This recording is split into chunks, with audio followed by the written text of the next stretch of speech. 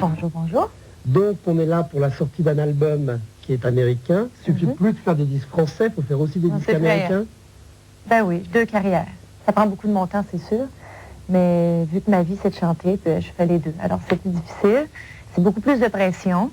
Mais quand je termine un disque en français, je pars en tournée avec l'album en français. Quand la tournée est terminée, je retourne en studio, je fais un album en anglais et après ça, il y a la tournée. J'arrête jamais. Mais comment on trouve l'énergie pour faire ça? Ben, je suis en forme, j'ai 27 ans, je prends des bonnes vitamines, je me nourris bien et puis je fais ce que j'aime. Quand on aime ce qu'on fait, ça va beaucoup mieux. Donc, tu as eu 2 victoires de la musique là, il y a quelques semaines. Donc ça, c'est une belle récompense. Ben, c'est ça. La victoire de la meilleure chanson de l'année. Ouais. Et victoire meilleur artiste francophone. Donc ça, c'est quand même 2 créneaux que tu tiens bien. Ah, c'est sûr que ça fait super plaisir parce que j'ai eu du très bon temps dans la tournée de spectacle que j'ai fait chez vous. Et c'est des récompenses, donc je suis très fière. Alors, comment on passe d'un album, quand on a fait un album en français, on a à peine le temps de se mettre dedans, on part en tournée, après de la tournée terminée, on rentre en studio, on en refait un autre, on a le temps de s'installer dans les chansons. Parce qu'il faut quand même avoir faut qu'elles te collent à la peau, ces chansons. Comment on s'installe là-dedans? Oui, sauf que avant même la sortie du disque, les chansons sont déjà collées à ma peau parce que c'est déjà des chansons que j'ai choisies. Moi, je reçois à peu près 1000 chansons par année.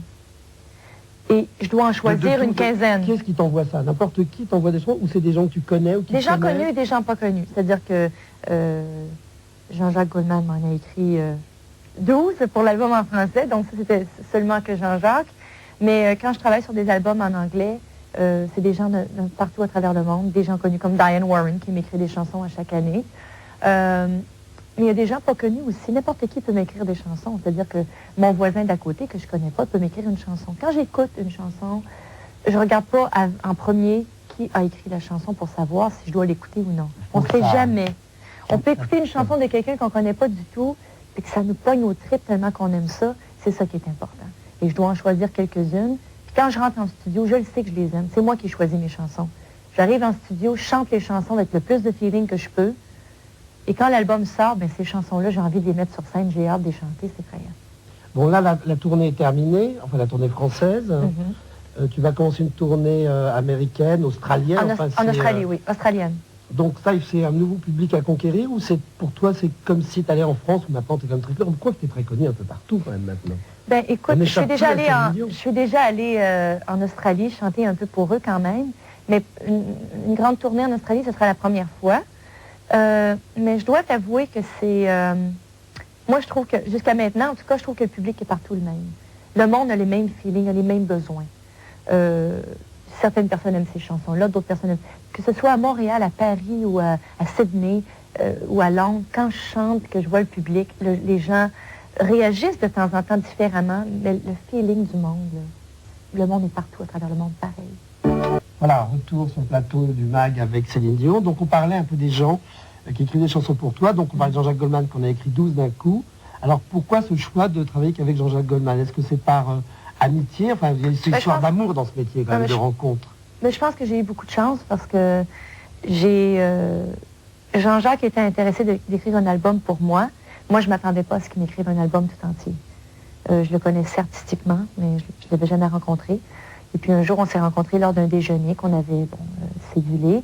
René, mon mari, mon agent, Jean-Jacques et moi, on était à Paris, on est allés déjeuner ensemble, on a bavardé, puis Jean-Jacques a dit, j'aimerais écrire un album pour toi. Je dis, ah, moi avec, j'aimerais ça. Pour moi tout. Pour moi, tout. Et j'ai dit, ben moi aussi, j'aimerais ça. Et finalement, je suis partie, en tournée, je me rappelle plus où. Puis je suis revenue quelques mois après, puis il m'a présenté 8 chansons d'un coup. Mais là, j'ai capoté. Je me suis dit, hein? Là, je comprenais pas parce que je les aimais vraiment beaucoup, les chansons. Puis je me disais, comment tu peux faire pour m'écrire des chansons comme ça, puis on se connaît pas? Je veux dire, on s'est rencontrés une fois, puis il m'écrit un album. À connaître un peu ce que tu fais. Il me dit, écoute pas, j'ai fait mon boulot, je dis, comment?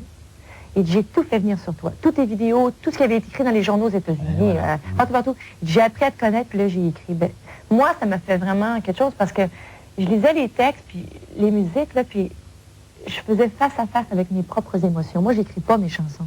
Alors, de voir quelqu'un comme Jean-Jacques qui écrit mes tripes, là, ça a été une belle expérience. En studio, on a eu beaucoup de plaisir.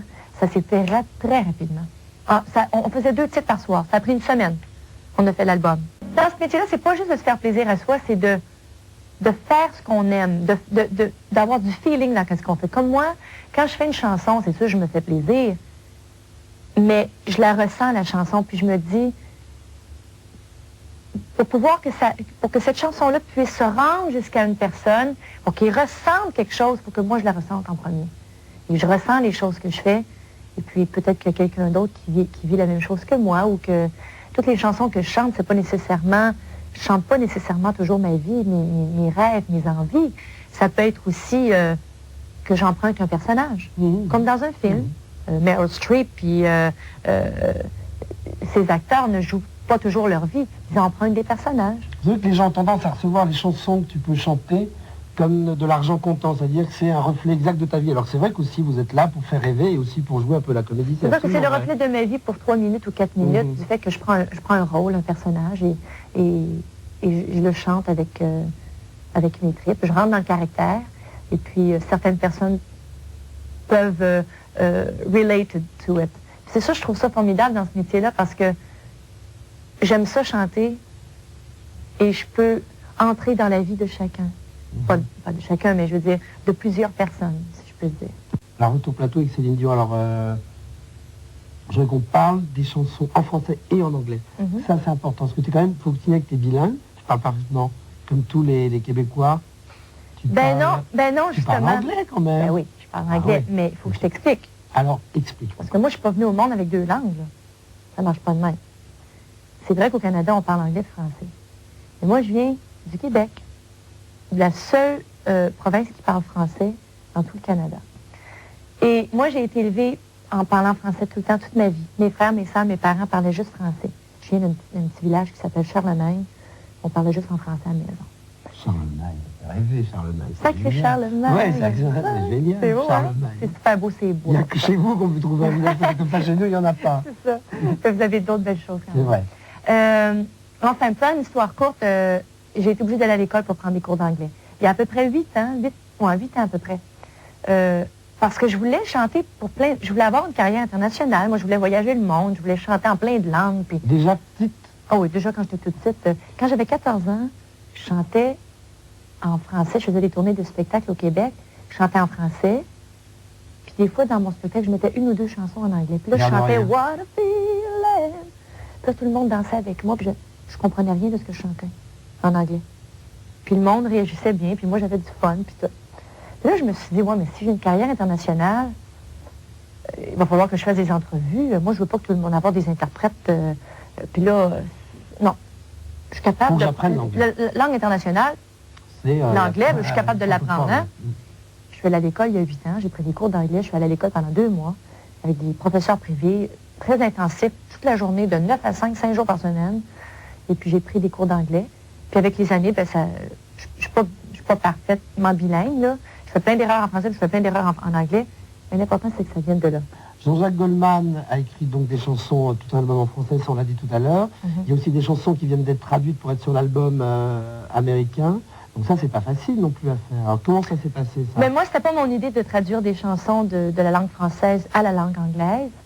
Mais les chansons de Jean-Jacques... On appelle ça des adaptations. Vous voyez que c'est pas vraiment des traductions. Oui, des adaptations. Je les aime tellement, les chansons sur mon album 2, là, que pour moi, je voulais... Tu sais, je me disais, oh, ça sera pas pareil. Mais, comme on dit en anglais, it was worth the try. Ça valait la peine d'essayer quand même. Et Phil Goldstone, qui a fait la traduction, c'est-à-dire qui a fait l'adaptation, comme tu dis, de la chanson Pour que tu m'aimes encore, Je sais pas et Vol, a fait un travail magnifique. Et puis, parce que les chansons sont tellement bonnes, qu'on a décidé de l'essayer. On les a gardées parce qu'elles ont été bien faites. Tu te retrouves dedans? Absolument. Par contre, ils n'ont pas traduit mot à mot. Là. Oui, voilà, ça n'a pas de sens, ça n'a pas d'allure.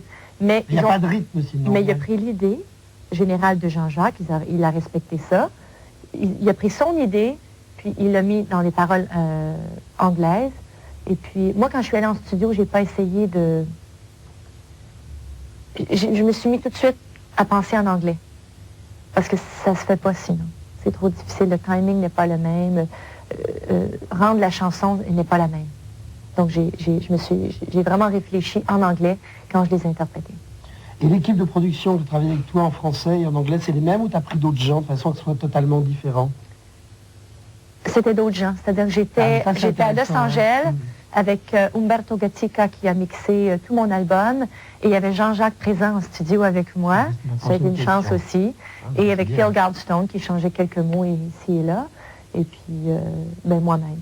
Retour dans le mag. Alors, tu pars, là, on te laisse aller aux États-Unis, faire une tournée en Australie. Après, oui, cet été sera aux États-Unis.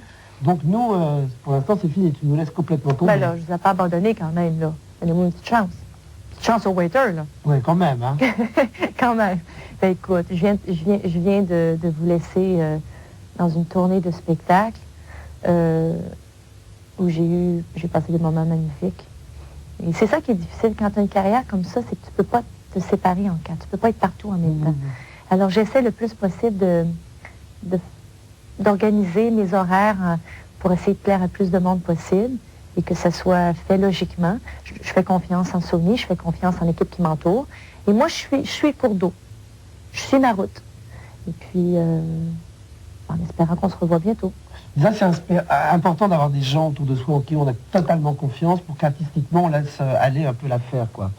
C'est vraiment... Alors, moi, je pense que tout le monde a son travail à faire. Tout le monde a son boulot. Moi, je ne m'occupe pas de mon horaire, je ne m'occupe pas de la business, du marketing. Moi, je m'occupe de chanter mes chansons, de me tenir en forme, de chanter mes chansons avec le plus de feeling possible, et de m'amuser comme une folle avec mes musiciens sur scène, de donner 100% chaque soir. Et le reste, pour moi, c'est pas important. Ben, c'est pas important. Pour eux, ça l'est, mais chacun, comme je vous dis, chacun son métier. Est-ce que tu travailles beaucoup la scène? Par exemple, l'attitude que tu as sur scène, est-ce que c'est... est-ce que tu fais attention à ça ou si tu laisses aller naturellement selon le soir, comment tu es ce jour-là? Je laisse tout aller, moi. Ah oui, je me sens... Sur scène, c'est l'endroit où je me sens la plus forte, je me sens le plus à l'aise. On doit être invulnérable, probablement. Et je me dis... Ce que tous les artistes disent, finalement. J'en profite. C'est ma maison, c'est l'endroit où je me sens le mieux. J'en profite pour me faire du fun. Tu es une femme heureuse. Vrai. Totalement comblée. Totale. C'est la totale. On ne se fait pas de soucis, on peut te laisser aller chez les Australiens et les Américains. Sans problème. On ne s'inquiète pas. Pas du tout. Donc on se retrouve bientôt. Ben, j'espère. En tout cas, merci d'avoir été avec nous. Ça m'a fait super plaisir. Et ben nous, on se retrouve demain pour un autre mag. Mais celui-là était quand même très spécial. On se souhaite bonne chose à Céline Dion. Et on se retrouve très bientôt. Salut, restez sur MCM, la musique continue. Bye.